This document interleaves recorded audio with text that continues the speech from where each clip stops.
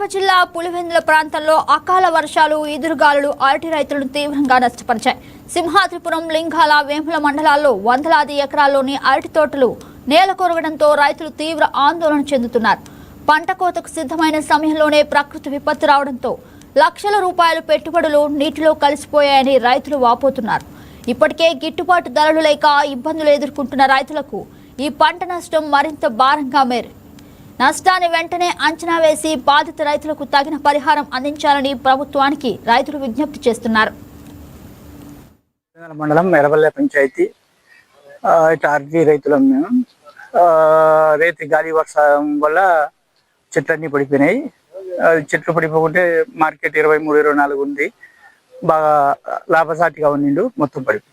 మన ఎర్రబల్లె పంచాయతీ మలకాయపురం.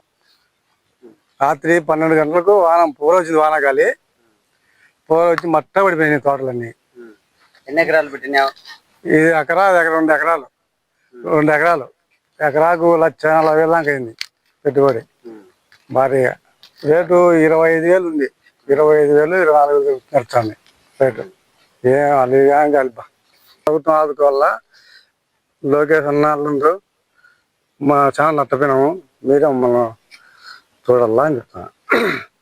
మేము పేదవాళ్ళము, ఉండేవాళ్ళం కాదు. ఉండేది 1-2 ఎకరాలు ఉన్నాయి. వాళ్ళు సాయం చేస్తే మేము గడ్డ ఎక్కుతాము.